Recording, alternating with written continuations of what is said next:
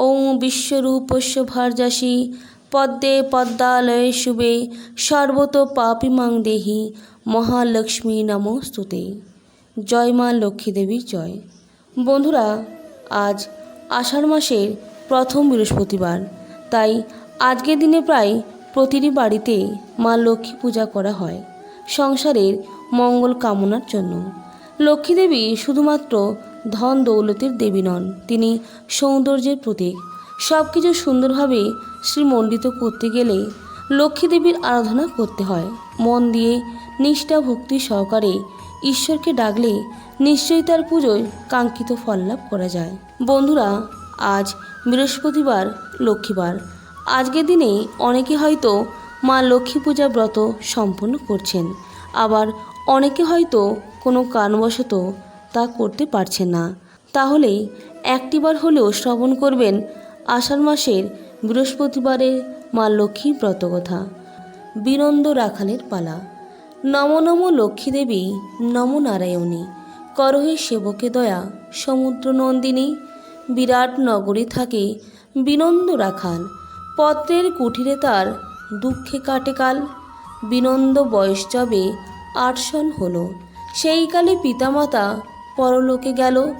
পরগৃহে রহে সে গোধন যে চড়ায়, এই মতে কিছুকাল তাহে চলে যায়। এরূপে 12 বর্ষ গত যেগ হয়, দিবারাত্রি মনে মনে লক্ষ্মীরে স্মরয়। বিশেষ একদিন বিনন্দ যেবা হেরে, প্রলয়ে ঝড় বৃষ্টি মাথার উপরে। কোথা গেল ধেনুবৎস দেখিতে না পায়, বিপদে পড়িয়া লক্ষ্মী মায়েরে ডাকয়।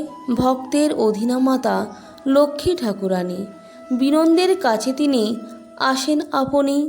বদন চুম্বিয়া তারে কোলে তুলে নিল, ভয় নাই বলি তারে অভয় যে দিল। চিরকাল দুঃখ পেলে চড়াই গোধন, এখন আমার বাক্য করয়ে শ্রবণ। চাকুরি করিলে কবু দুঃখ নাহি যায়, কৃষি কর্ম করো বর্ষ আমার কথায়। বিনন্দ রাখাল বলে, ওগো লক্ষ্মী মাতা, অসাধ্য চাষের কাজ অসম্ভব কথা। কোথা পাবো বীজ ধান্য, কোথা পাবো গরু, আমার পক্ষেতে চাষ অতীব যে গুরু। লক্ষ্মী মাতা বলে, বাছা মোর বাক্য ধরো, বীজ ধান্য আমি দিব ভয় নাহি করো। এত বলি বীজ ধান্য 2.5 হালালয়ে বিনন্দের হাতে দিল প্রফুল্লিত হয়ে। আষাঢ়ের গুরুবার আজি দিন ভালো, শ্মশান ভাগাড়াদি আছে যত খাল। একে একে বুনে এসো এই বীজ ধান, লক্ষ্মী কৃপায় দেখো অপূর্ব বিধান। 2.5 দিনের মধ্যে পেকে উঠে ধান, বিনন্দ কৃষাণ মাঠে ধান্য তুলি দেয়। দিবারাত্র করি ধান্য গৃহেতে তোলয়, সে দেশে রাজা হয় অতি দুরাচার। বিনন্দে ডাকিয়া কহে, ধান্য নিলে কার? যত ছিল বনভূমি ভাঙিলি সকলি, কোন সাহসের এক বেটা ধান্য তুলে নিলি? যাও হে কোটাল তুমি ধান্য তুলে আনো, ধরিয়া বেটাকে আজি 4 বেত হানো। 52 বাটি পাকা ধান্য 20 খামার, লুটিয়া লইল সব রাজার সরকার। পথে আসি বিনন্দ কাতরে মাকে ডাকে, ভক্তের অধীনা লক্ষ্মী আসি বলে তাকে। তব ধান্য নীল রাজা মদমত্ত হইয়া, দুহিতা করিবে দান গলে বস্ত্র দিয়া।